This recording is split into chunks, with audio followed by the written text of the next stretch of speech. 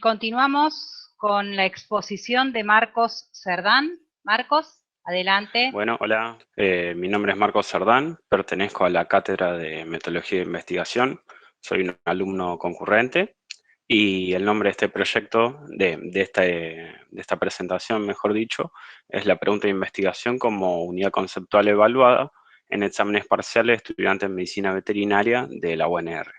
Están marcados a su vez en una beca de investigación que se denomina Instrumentos para la Evaluación de los Aprendizajes de Metodología de la Investigación de la carrera de Medicina Veterinaria de la UNR. Yo soy el becario y mi equipo de trabajo fue las otras docentes de la cátedra, Vidosevich Danisa y La Palma María Alejandra. Como una introducción, comenzamos el año 2020 del ciclo lectivo con la pandemia que nos aqueja actualmente. En el contexto de este aislamiento que se fue dando a nivel nacional, la presencialidad tuvo que dejarse de lado y pasar a virtualidad. Y fue algo particular porque la cohorte 2020 arrancó su vida universitaria de este modo. Entonces, se toma como el objetivo de este trabajo analizar la pertinencia, validez y concordancia didáctica de los instrumentos de evaluación implementados en el segundo parcial de acuerdo a los objetivos pedagógicos planteados en el programa de la asignatura.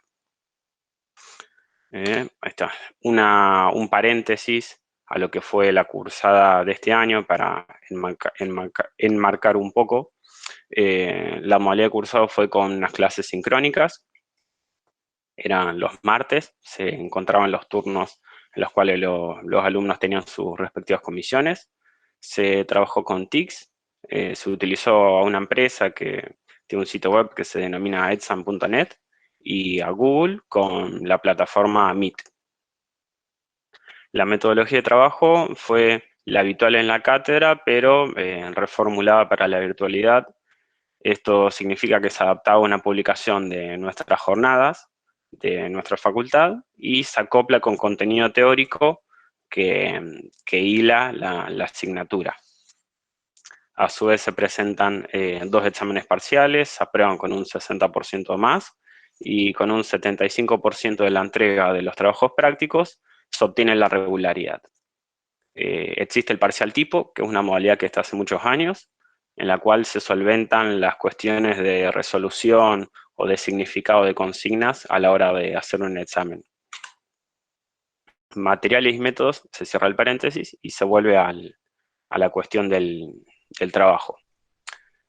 Recopilamos 52 exámenes parciales, se sistematizaron vía una hoja de cálculo, utilizamos la plataforma de Microsoft con Excel, realizamos un cuadro de doble entrada y algo particular que, bueno, yo no estaba acostumbrado porque es la primera vez en la que trabajo así con datos de alumnos, siendo uno más, no puedo acceder, obviamente, por criterios de ética, a los nombres y apellidos, a toda la información personal de los chicos. Entonces, la plataforma exam.net, cuando uno descarga los archivos, que se puede hacer eso de la resolución de los exámenes parciales, entre los distintos parámetros, como puede ser tiempo de resolución, cantidad de palabras, correo electrónico, etcétera, entre otros, se encuentra cantidad de palabras. Entonces, charlamos con las docentes cómo podíamos trabajarlo, y ellas en primera instancia eliminaron el nombre y apellido y el email de los chicos, me enviaron todos los exámenes en un PDF, y lo único que tenía era la cantidad de palabras, y cuando empecé a armar el cuadro, me di cuenta que, bueno, por suerte ningún alumno tuvo la misma cantidad, así que yo lo podía asociar. Entonces quedó, por ejemplo, que el parcial 23, si yo tenía que volver a revisar algo, podía hacerlo rápidamente, y encima quedaba en anonimato con la cantidad de palabras. Así que este es un parámetro que lo encontramos curioso y creo que nos va a servir para más adelante.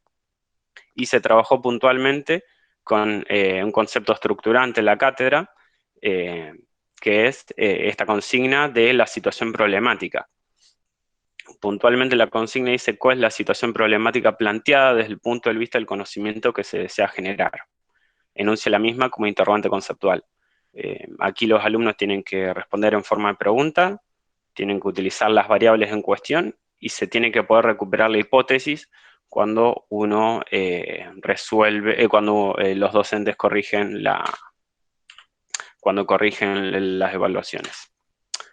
¿Cuáles fueron los resultados encontrados? La primera frecuencia fue de unos 52 alumnos. Contestaron la consigna en su totalidad. Esto significa, era en forma de pregunta, no era una negación ni una afirmación,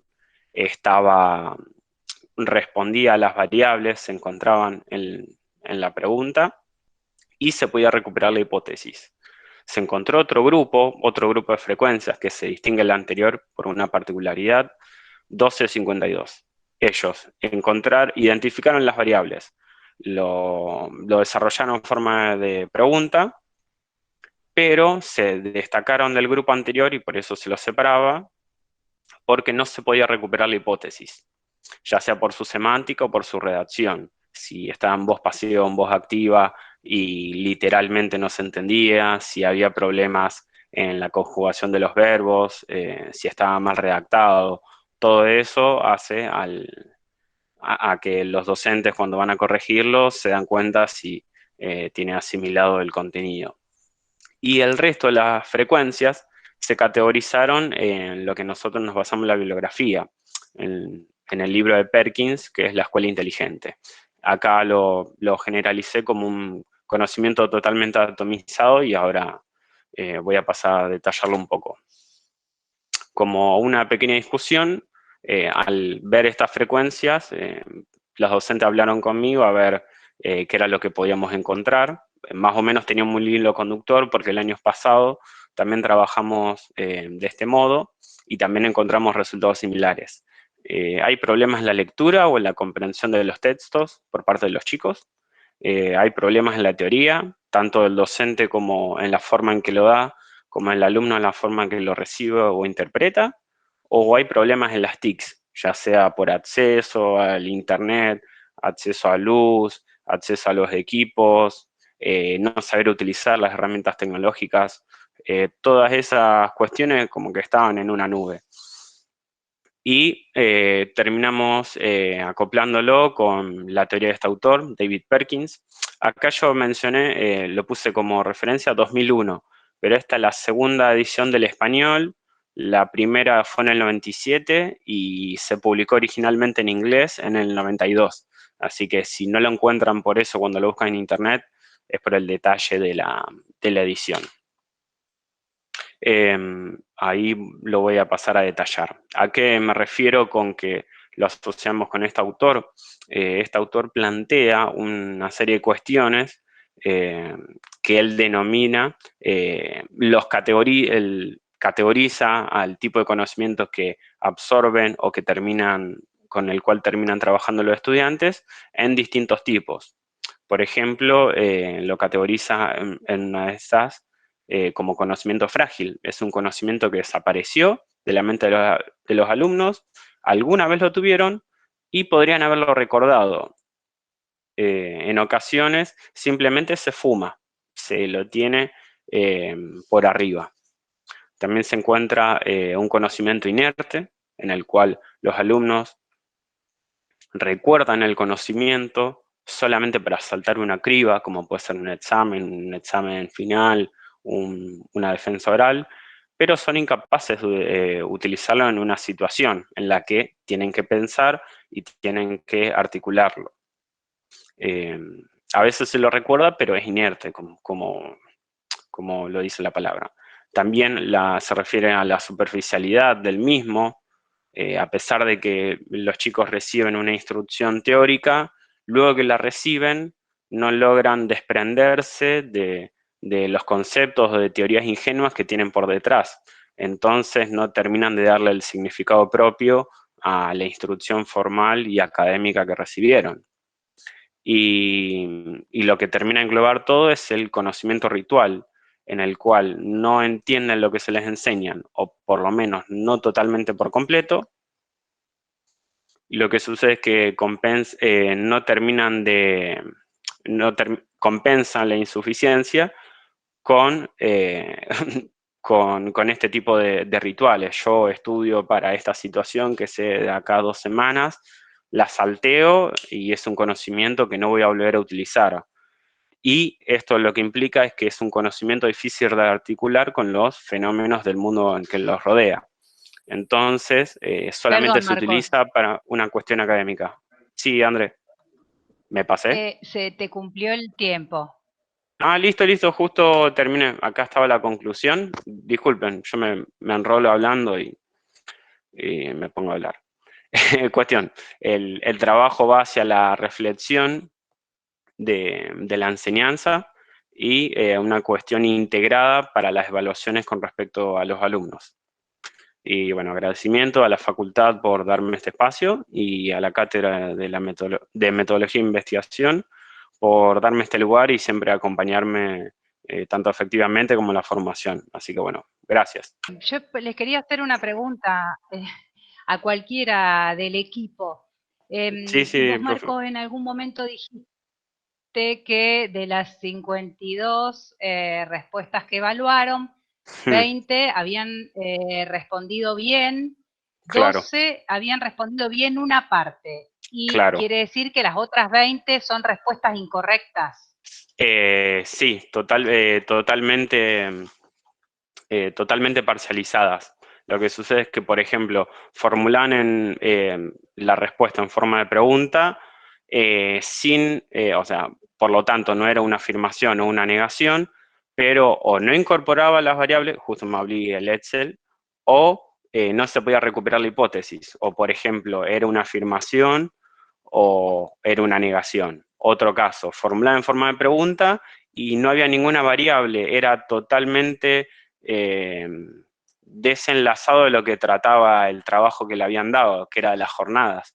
Entonces había un alumno que respondía algo sobre algo que no le habían preguntado y obviamente no tenía las variables en cuestión.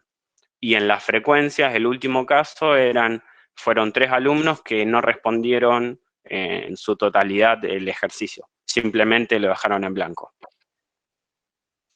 Bien, y ustedes, Marcos, en el equipo de trabajo, Mm, ¿tienen una hipótesis de qué puede ocurrir que 20 de los 52 sí, sí, un 40% y estudiantes pico. no, no pueden contestar bien la consigna? Sí, el ¿Sea año vos pasado o al cuando, resto de, te respondo, André. El no año sé pasado también si trabajamos con el profe Di Mazo y él me o comentó Alejandro, que, si han tenido oportunidad de charlar, ¿qué es lo que les parece a ustedes que claro, yo siempre ofrezco mi visión como alumno, que es la que vivo. A veces uno piensa que puede desarmar el contenido en partes y sin que pierda su coherencia interna y que puede ponerlo a disposición, puede trabajarlo y recuperarlo cuando lo necesite. Y a veces esa coherencia interna se pierde cuando lo desgrego, cuando lo voy separando. Y esto mismo lo charlamos con el profe Di Mazo, que él lo veía muy recurrente en los alumnos y incluso el año pasado hicimos una publicación al respecto, que ahí la hilamos, la mencionamos en la bibliografía, que se publicó en la UNL, en la cual eran exactamente los mismos resultados. Los chicos trabajaban con respecto al dato científico y cuando tenían que mencionar los componentes, respondían, por ejemplo, que reconocían un análisis de laboratorio, pero no había ninguna entidad y no había ninguna respuesta y no se sabe quién lo hizo ni cómo. O sea, un conocimiento totalmente parcializado. Y creo que debe ser, siempre la visión mía, eh, en ese tipo de conocimiento ritual recaemos. A veces por una cuestión de tiempo, por una cuestión de que tenemos que aprender a saltar la criba de la carrera y como que tenemos ese mal hábito y a veces uno cae en este tipo de usos, que cuando se da cuenta a largo plazo no lo puede recuperar. No sé si la profe quiere aportar algo. yo siempre la visión como estudiante, así que está totalmente sesgada.